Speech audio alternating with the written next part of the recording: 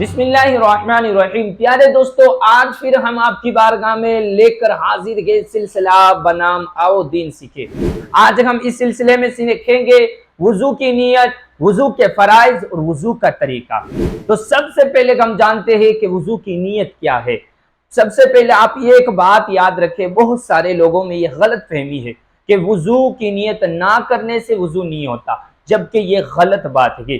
وضو کی نیت کوئی فرض نہیں ہے، کوئی واجب نہیں ہے، وضو کی نیت کرنا سنت ہے، اور نیت دل کے ارادے کو کہتے ہیں۔ یاد رکھیں، نیت دل کے ارادے کو کہتے ہیں۔ کچھ لوگ کہتے ہیں کہ اگر ہم عربک زبان میں نیت نہ کریں تو ہماری وضو نہیں ہوتی، جبکہ یہ غلط ہے۔ یاد رکھیں، دل کے ارادے کو نیت کہتے ہیں اور زبان سے کہہ لینا بہتر ہے۔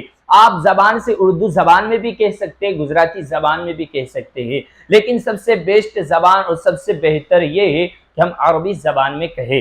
اور عربی زبان میں وضو کی نیت یہ ہے کہ اپنے کہیں گے نویت ان اتوضأ لرفع الحدث۔ واپس دہرا دیتا ہوں، نویت ان اتوضأ لرفع الحدث۔ یہ وضو کی نیت ہو گئی۔ اور وضو سے پہلے پڑھنے کی یہ دعا، اعوذ باللہ من الشیطان الرجیم، بسم اللہ الرحمن الرحیم، بسم اللہ العظیم والحمد للہ علی دین الاسلام۔ اب یہ وضو کی نیت بھی ہو گئی، اور ہو سکتا ہے آپ کی جو غلط فہمی ہوگی وہ دور بھی ہو گئی ہوگی۔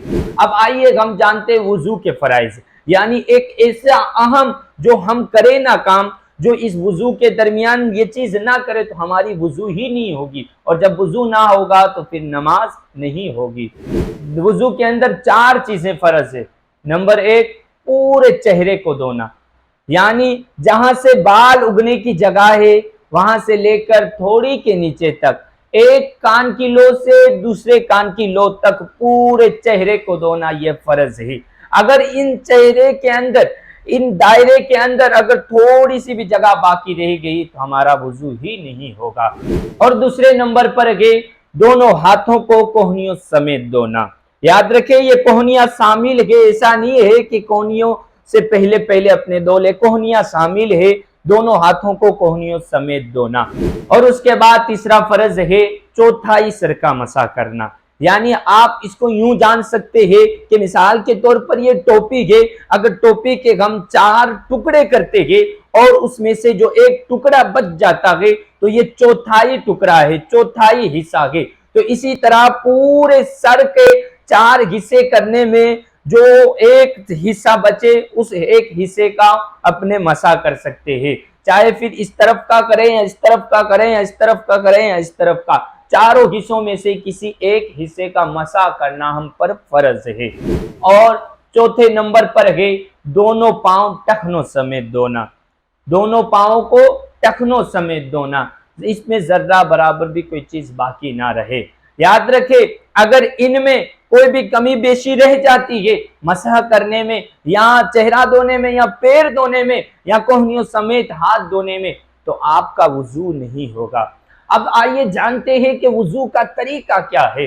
تو وضو کا طریقہ یہ ہے، سنت اور مستحب طریقہ یہ ہے، ہمیں سب سے پہلے وضو کی نیت کرنی ہے، بسم اللہ پڑھ کر وضو کی نیت کریں، اور نیت کرنے کے بعد ہمیں دونوں ہاتھوں کو گھٹوں تک دھونا ہے۔ اور اس کے بعد اگر ہمارے پاس مسواک ہو تو ہم مسواک کریں گے، اگر مسواک نہ ہو تو اس چھوٹی انگلی سے اپنے دانتوں کو مل لیں گے، دانتوں کو مانج لیں گے، مل لیں گے، اور اس کے بعد کلی اچھی طرح کریں گے، کلی 3 مرتبہ کریں گے۔ کلی کرنے کے بعد پھر ہم ناک کی نرم ہڈی تک 3 مرتبہ پانی پہنچائیں گے۔ جب یہ ہو جائے گا تو اس کے بعد ہم پورے چہرے کو دھوئیں گے، پھر چہرے کو 3 مرتبہ دھوئیں گے۔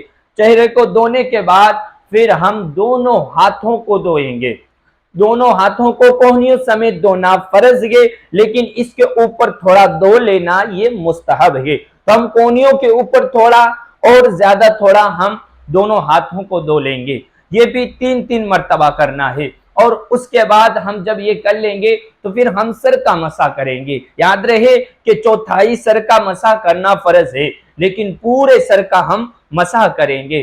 مسح اس طرح کریں گے، ایسا نہیں کہ ہم نے نل کھولا، نل کھلا چھوڑ دیا، ایسا نہیں، نل کو بند کر دیں گے، اور ایسا بھی نہیں کہ ہم نے نل کھولا اور نیا پانی لیا، بلکہ ہمارے جو ہاتھ بھیگے ہوئے ہیں، جو ہم نے ہاتھوں کو دھویا ہے اور یہ ہاتھ بھیگے ہوئے ہیں، انہی ہاتھوں سے اپنے سر کا مسح کرنا ہے۔ اس کا طریقہ یہ ہے کہ آپ کو دونوں ہاتھوں کو اس طرح کر لینا ہے اور ان تینوں انگلیوں کو یوں ملا دینا ہے، اور اس کے بعد اپنے جہاں پیشانی کے بال ہے یہاں سے شروع کرنا ہے، اس طرح یہاں سے اپنے لے جائیں گے اور یہ ہو گیا، اور اس کے بعد اپنے سر کو واپس اپنے اس طرف لائیں گے۔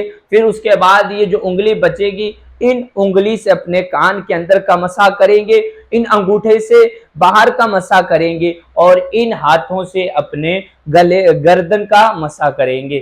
یہ مسح کرنے کے بعد، یہ پورا ہو جانے کے بعد اب لوگ کیا کرتے ہیں، آخری سٹیپ یہ کرتے ہیں کہ پھر یوں ہاتھوں کا مسح کرتے ہیں۔ یاد رہے کہ اس کے متعلق نہ کتاب میں آیا ہے نہ کہیں اور لکھا ہوا ہے، تو یہ مانا جائے تو یہ لغو کام ہے، نہ اس میں کوئی ثواب ہے نہ کوئی گناہ ہے، تو اس لیے ہمیں اس چیز سے بچنا چاہیے۔ اب یہ ہو جانے کے بعد، مسح ہو جانے کے بعد اپنے دونوں پیروں کو دھوئیں گے۔ یاد رکھیں کہ جو پیروں کے ٹخنے گے وہاں تک دھونا فرض ہے، لیکن اس کے اوپر تھوڑا ہم اچھی طرح پیروں کو دھوئیں گے، یہ مستحب ہے۔ جب یہ ہو جائے گا تو اس کے بعد اپنا وضو ہو گیا مکمل۔ اب وضو مکمل ہو جانے کے بعد وضو کے بعد کی اپنے دعا پڑھیں گے، اللہم اجعلنی من التوابین واجعلنی من المطہرین۔ یہ پڑھنے کے بعد پھر ہم کلمہ شہادت اشہد ان لا الہ الا اللہ واشہد ان محمدا عبدہ ورسولہ آسمان کی طرف دیکھ کر پڑھیں گے، اور اس کے بعد سورہ قدر پڑھ لینا بہتر ہے کہ اس کی بہت ساری فضیلت ہے۔ امید ہے کہ آپ نے اس ویڈیو میں بہت کچھ جانا ہوگا، تو آپ کو ایسی ہی معلومات کے لیے ہمارے چینل کو ضرور سبسکرائب کر لیجئے۔ خدا حافظ، انشاءاللہ کل اپنی واپس ملاقات ہوتی ہے اسی چینل پر 8:30 بجے۔